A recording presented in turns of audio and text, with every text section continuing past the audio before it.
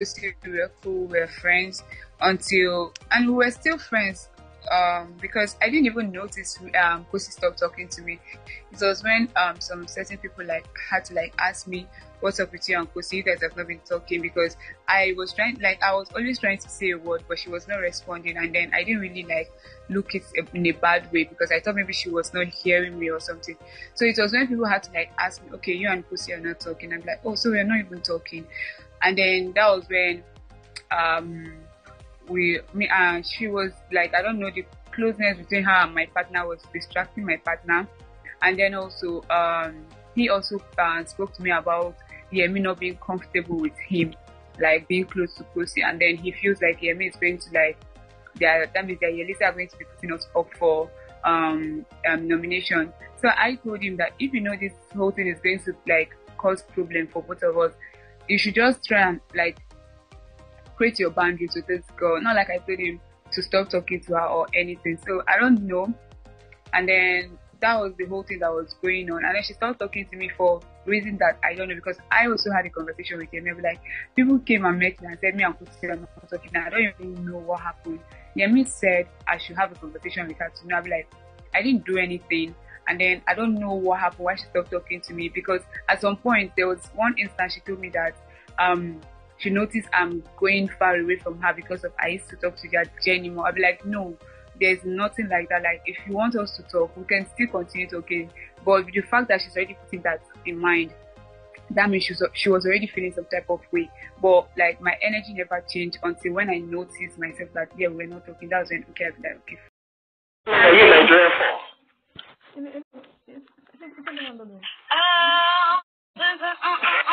Okay, maybe having you in the studio before if that's possible. Yes, I would love that. Yeah, okay. You should go around the sights and sounds, go visit it, go party, and just have a good time. Yeah, I love to know what you think about Nigerian men in general. Thank you, Tsatsii. Thank you for joining us. See you later. Thank you so much. I can imagine how that must have felt. Yeah. Did you have a housemate that you fell in love with, or someone that you think you keep a relationship with even outside the house? Yeah, so love interest or friendships? Definitely Thabang, hey? Because Thabang, Thabang Oh, yeah, we caught that. So much. Like, he is like a brother to me. We caught that. What? Yeah. Yeah, you know, Thabang, yeah, I was not even expecting that, but like, we're like family now. Yeah, even my parents love Thabang. It's just crazy. So it's definitely a lifetime friendship, and I'm glad I was able to find that's that good. out. That's good. Why not talk about it, right? All right, so nothing about KJ. So friends, are you still good? Anything going on? We're good. KJ and we are good, right? And I just love the busyness of everybody. Everybody's just trying to build their brand, trying to secure the brand. That's good, definitely. And it's just so beautiful to see people. Yeah. Okay, someone said, tell her I love her so much. Welcome back, guys. Guys, it may seem as though I am the only one who believes that Tsatsii and Kanaga Jr. are just being private. It is not like they are having any issues. The wave is just too much on them, okay? Do you understand? Like, after this particular interview that Tsatsii had, because Tsatsii had like 3 interviews today. So after this particular one that you just watched, you know, many people were so worried. I mean, they are Kanati shippers, you know, and some naysayers, you know, because all this kind of matter, different people that never liked them as a ship will put their eyes join, you know. They were now saying, oh, so all this thing they were doing in the house was all for the game. So Kanaga was acting also cool in the house because of the game, you know. They were just saying a lot, because you know, one thing Kanaga Jr. was known in the house for was how sweet he was with women in general, how gentle he is. Even he was used as a point of reference from other people in the ship. They were like Kosi has once said that, I think, to Yemi, that why not be like Kanaga Junior? So if I'm not mistaken, you know. So when all this is happening, they were like, so he totally changed. You know, it has been a lot on the social space. But what I feel is these housemates are building their brand. They are taking their time, and they still have their thing, but they want it private. Now some people are saying, who are they? This young Gen Zs, I mean, what they call them, trying to push people's head, you know, that kind of talk, you know. But it is actually their life, and nobody can even say anything about it. Nobody has the right to. Do you get me? Nobody has the right to tell them how to live their life. It is actually their own life, okay? And people should just let them be. It is not that deep. And if actually they do not have a thing anymore, it is still not that deep. They should let them be. It is very simple. Tsatsii reply is actually causing an uproar on the social space. Like, she has always choose thabang, because they actually asked, if you listen to the interviewer, the guy asked relationship, the woman now said friendship. So she now replied on that of friendship. Hope you get the point, okay?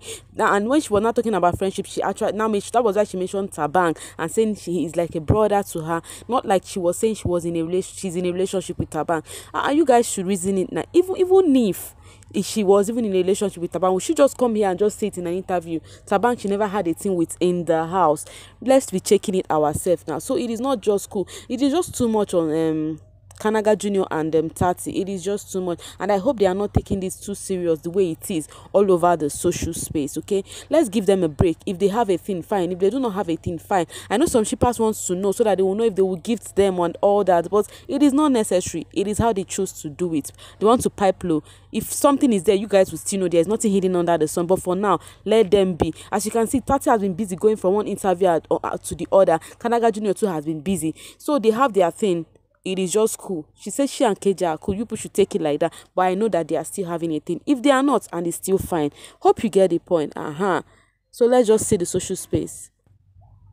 Of her mother's part said, Kanaga Junior and Tsatsii, the Lord is your strength. Yo, my dear, yo, indeed, the Lord is their strength, because it is just too much ranting, too much talk. Tsatsii today on her interview, one of her interviews, said she do not see the hater, and I hope the way she said it is how it is. It will be the best for her.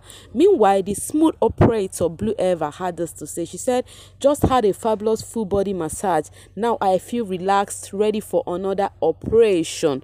Baby girl is still ready to give you guys hot for those that she do pepper. Do you ever have people that she gives headache? I know for sure. So she said here she's still in for her operation, that there is no time to check time. Hope you get the drift right now. Baby girl is not ready to relent anytime soon. And then Renny Zion said, yo, hectic. I have been rolling on the floor. I beg someone should get Blue Eva off this app.